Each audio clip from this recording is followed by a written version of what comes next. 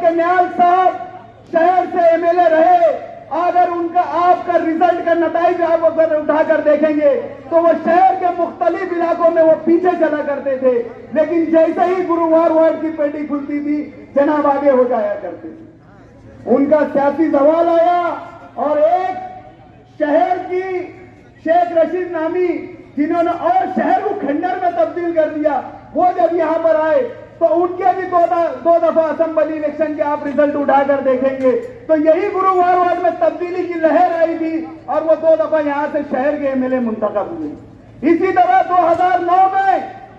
2009 में इनके अपने कामों से यानी मायूस कारदगी से मुतासिर होकर गुरुवार वार्ड ने जब बदलाव की लहर चलाई तो यही गुरुवार वार्ड से 2009 में मुफ्ती मोहम्मद इस्माइल साहब को अक्सरियत मिली थी और वो शहर के एमएलए मुंतखब हुए। इसी तरह 2019 में इसी गुरुवार वार्ड ने उन्हें दोबारा एमएलए मुंतखब किया। मेरे दोस्तों बुजुर्गों, यहाँ पर एक सियासी घराना वो आकर कहता है कि गुरुवार वार्ड किसी की जागीर नहीं, बल्कि वो समझते हैं कि गुरुवार वार्ड उनकी अपनी जागीर है। वो बारहा अपनी तकरीरों में कहते हैं कि अब कुछ लोग आएंगे और वो आप लोगों को आपकी वोटों का सौदा करेंगे और आपकी वोटें वो बेच देंगे, और लोग बोलते हैं कि गुरुवार वार्ड किसी की जागीर नहीं है। दोस्तों, मैं बोलता हूं ये बात कि हाँ, गुरुवार वार्ड मेरी जागीर है, गुरुवार वार्ड मेरा हक है, गुरुवार वार्ड मेरा अपना हक है। यहाँ के हर बसने वालों की वोटों का मैं हकदार हूँ। अरे मैं अपना हक आपको बताना चाहता हूँ कि मैं आपकी वोटों का हकदार क्यों हूँ। दोस्तों, 2017 के यहाँ पर कारपोरेशन के आम इंतखाबात में जब मैं पहली दफे यहाँ नुमाइंदगी कर रहा था, आज 7.5 साल का अरसा गुजर चुका है। वो दिन का दिन है, मैंने अपनी सारे इस्लामाबाद से कता ताल्लुक करके मैं आप लोगों का यहाँ पर हो गया। मैंने अपनी दोस्ती छोड़ दी, मैंने अपनी रिश्तेदारी छोड़ दी, मैं आप लोगों के बीच में आप लोगों का हो गया। इसलिए मैं दावे से बोलता हूँ कि ये गुरुवार वार्ड मेरी जागीर है, यहाँ की वोटों का मैं हकदार हूँ। और इंशाअल्लाह हम जिसको बोलेंगे, यहाँ के रहने वाले इतने सियासी शऊर तो इनका बेदार है, उनको यह तामीर और तरक्की दिख रही है जो पिछले 7.5 सालों में यहाँ पर हुई है, जो ना कि कभी इन 50 साल दौर में कभी नहीं हुई। अरे अकल की आंख से अगर तुम देखेंगे और यहाँ के कामकाज अगर तुम देखेंगे तो मैं नहीं समझता कि तुम कोई चीज की मुखालफत करोगे। अरे आपके अंदर अगर थोड़ी सी भी गैरत अगर जिंदा होगी, मैं खास तौर से अपनी माँ बहनों से मुखातिब हूँ, मैं खास तौर से मेरी उन गैरत माँ बहनों से मुखातिब हूँ। अरे क्या 200 और 300 रुपया लेकर आप अपना जमीर बेचने के लिए निकले हैं? तो मेरी माँ बहनों से मेरी आपसे यह अपील है कि आप यहाँ के इलाके के तामीर और तरक्की को देखिए। शहर अजीज के अजीज मेरे अली जनाब मुफ्ती मोहम्मद इस्माइल एक और रास्ता बना दे उस तरफ। तेरा मेरा रिश्ता क्या, तेरा मेरा रिश्ता क्या।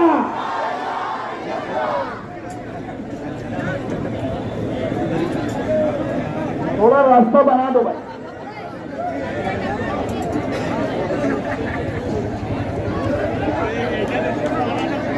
आज माजी में जब इलेक्शन हुआ 2019 का, जब वो यहां से शिकस्त से 2-4 हुए और जब पेटियां खुली और उन्होंने देखा कि यही गुरुवार वार्ड इलाके से इन्हें मजबूत तरीके से चोट हुई है, तो इन्होंने 5 साल तक के आपके बीच में झांका नहीं।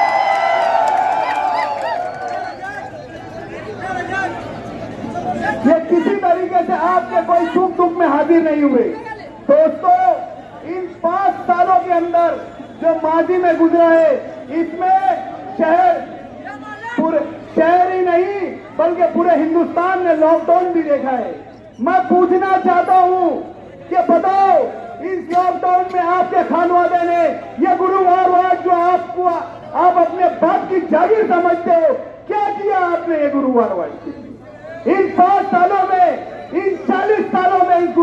वार्ड को आपने क्या दिया? कुछ नहीं दिया। बस आकर यहाँ पर अपनी जागीर और इलेक्शनी अय्याम में आते हैं, मेंढक की तरह टर टर टर टर करने लगते हैं। अरे ये हमारे वाला है, ये अपने वाला है का नारा दे रहे।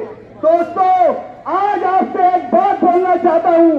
हम उस नबी की उम्मत है जिसने अपने आखिरी खुतबे में कहा था कि किसी अरबी को नजमी पर कोई फोकियत नहीं, न किसी काले को गोरे पर कोई फोकियत नहीं। अगर किसी को किसी के ऊपर फोकियत है तो उसके दीन पर और उसके इस्लाम पर उसको फोकियत रहेंगी।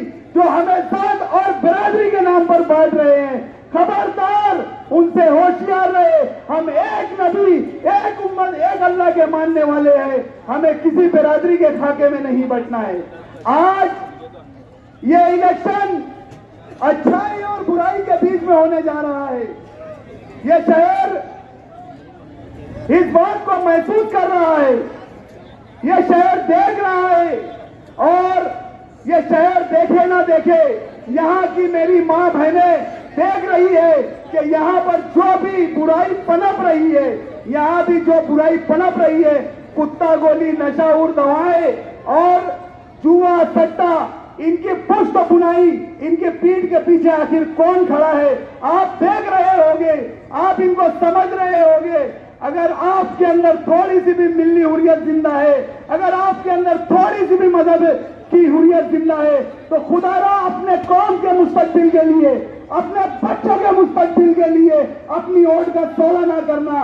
अरे दोस्तों, अगर आज नहीं जागे तो यकीन मानो आने वाला दौर, आने वाला वक्त आप लोगों को हमेशा 25 साल के खड्डे में लेकर चला जाएगा। आज हमें सियासी तौर पर बेदार होना है। इन इलाकों में जो तामीर और तरक्की काम काज हुए हैं, इसको हमें मद्देनजर रखते हुए, अरे इन 5 सालों में, 7.5 सालों में हम आपके बीच में मौजूद रहे। आज कुछ लोग उंगली पर गिनने वाले हमसे सवाल पूछ रहे थे कि आप कहाँ थे। अरे ठीक है, मुफ्ती साहब नहीं आए, लेकिन हम तो आपके बीच में खड़े थे ना, हम आपके हर वो मसाइल के लिए खड़े थे ना। हम कहाँ गए थे पीठ फेर के कि हमारा इलेक्शन खत्म हुआ और हम घर चले गए। दोस्तों, आपके हर सुख दुख में हम यहाँ थे, आपके हर उसमें हम यहाँ थे, तो आपकी वोटों का, आपकी हर वोटों के हकदार हम हैं। दोस्तों, आज आपको अपनी सियासी बेदारी का सबूत देना है। बातें बहुत सारी करनी थी, लेकिन वक्त की कमी है। मैं एक शेर से अपनी बात खत्म करना चाहता हूँ। कभी महक की तरह हम गुलों से उड़ते हैं, कभी महक की तरह हम गुलों से उड़ते हैं, कभी धुएं की तरह बादलों से उड़ते हैं। ये कैचियां हमें उड़ने से क्या खास रोकेंगी? ये कैचियां हमें उड़ने से क्या खास रोकेंगी कि हम हमारे वालिद मोहतरम के हौसलों से परों से उड़ते हैं। इतनी बात बोलकर मैं अपनी बात खत्म करता हूँ। शुक्रिया।